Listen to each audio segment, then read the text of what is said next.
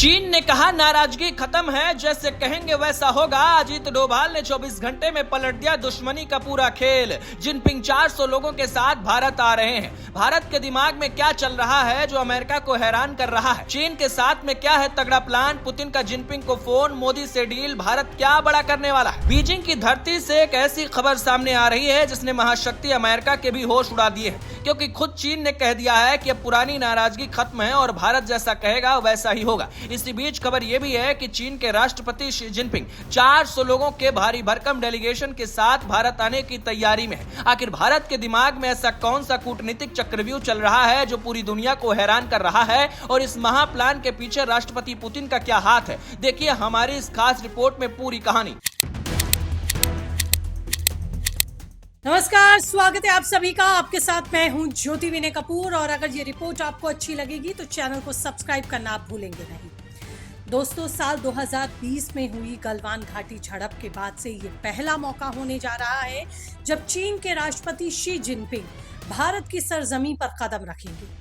सालों से भारत और चीन के बीच वास्तविक नियंत्रण रेखा यानी कि LAC पर जो भयंकर गतिरोध और तनातनी बनी हुई थी, उसमें रिश्तों की जमी हुई बर्फ अब पिघलने लगी है। जिनपिंग का ये भारत दौरा साफ तौर पर इशारा कर रहा है कि सीमा पर तनाव को पूरी तरह से कम करने और उसे पाटने के लिए दोनों देशों के राष्ट्रीय अध्यक्षों के बीच अब रणनीति पर काम हो रहा है। साथ ही दोनों देशों की सेनाओं को पीछे हटाने के मुद्दे पर पर्दे के पीछे चल रही डिप्लोमेटिक बातचीत आखिरकार पूरी तरह से अब कामयाब होती हुई नजर आ रही है। डोभाल जो चाहते थे, जिस मुद्दे और जिस उद्देश्य से वो चाइना पहुंचे थे, खबर है कि वो मुद्दे बहुत हद तक सुलझते दिख रहे हैं। यही वजह है कि अब शी जिनपिंग के भी ब्रिक्स से पहले आने की तैयारियां भारत में जोरों शोरों से चल रही हैं। 12 और 13 सितंबर को भारत की राजधानी दिल्ली में होने वाले ब्रिक्स शिखर सम्मेलन को लेकर अब चीन की तरफ से भी हाँ आ चुकी है। जानकारी के मुताबिक चीन के राष्ट्रपति इस बार करीब 400 बड़े अधिकारियों के एक विशाल डेलीगेशन के साथ भारत आ रहे हैं। साल 2019 में उनके प्रतिनिधिमंडल के आकार से ये प्रतिनिधिमंडल 2 गुना होगा। बीजिंग के इसी इनिशिएटिव से ये पता चलता है कि चीन के दिमाग में भारत के लिए अब सब कुछ पॉजिटिव है। चीन की तरफ से इतनी बड़ी टीम का दिल्ली के होटल्स को फाइनल करना और सुरक्षा व्यवस्था संभालना साफ बताता है कि बीजिंग अब भारत के साथ अपने कूटनीतिक रिश्तों को हर हाल में पटरी पर लाना चाहता है। तभी तो बीजिंग की तरफ से भी कहा गया है कि भारत हमारा कॉम्पिटिटर नहीं बल्कि सहयोगी है। दोस्तों, रिश्तों में आए इस ऐतिहासिक यू टर्न के पीछे भारत के राष्ट्रीय सुरक्षा सलाहकार अजीत डोभाल का वो कूटनीतिक कमाल है जिसने चीन के अड़ियल तेवरों को भी 24 घंटे के भीतर ही ढीला कर दिया। बीजिंग में चीनी विदेश मंत्री और शीर्ष नेतृत्व के साथ हुई इस स्पेशल रिप्रेजेंटेटिव स्तर की बैठक बेहद सकारात्मक मानी जा रही है। सीमा पर पूरी तरह से शांति बहाल नहीं होगी तब तक ये द्विपक्षीय रिश्ते आगे नहीं बढ़ेंगे। ये साफ मैसेज डोभाल की तरफ से दे दिया गया भारत को आगे रखते हुए। इस आक्रामक स्टैंड के बाद चीनी हुकूमत को भी सरेंडर करते देखा गया। भारत की शर्तों पर अब बातचीत आगे बढ़ाने के लिए चीन ने भी हामी भरी। इस पूरे महाउलटफेर के पीछे, पर्दे के पीछे से रूस के राष्ट्रपति व्लादिमीर पुतिन का भी एक बड़ा हाथ माना जा रहा है, क्योंकि पुतिन ने खुद भी शी जिनपिंग को फोन घुमाया था।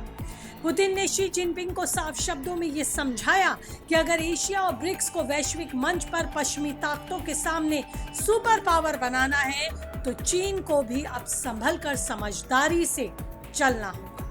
अपनी दुश्मनी को भारत के साथ उसे छोड़ना होगा। पुतिन के इस कड़े हस्तक्षेप और भारत रूस के मजबूत गठजोड़ ने चीन को भी अब कहीं ना कहीं नरम पड़ने के लिए मजबूर किया।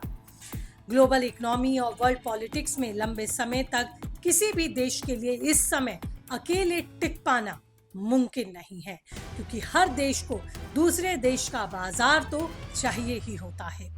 साफ है कि प्रधानमंत्री मोदी की कूटनीति, डोभाल के कमाल और पुतिन की मध्यस्थता ने ये मिलकर ऐतिहासिक उलटफेर कर दिया, जिसने महाशक्ति अमेरिका और पश्चिमी देशों को अंदर तक हैरान जरूर किया होगा।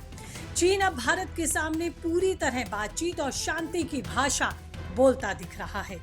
सितंबर में ब्रिक्स सम्मेलन के लिए जिनपिंग का 400 अधिकारियों के साथ भारत आना इस बात का संकेत है कि अब एशिया की कमान पूरी तरह से दिल्ली के हाथों में आ चुकी है और दिल्ली जानता है कि इन चुनौतीपूर्ण वैश्विक परिस्थितियों में किस तरह से हमें अपने साथी मुल्कों को लेकर आगे बढ़ना है।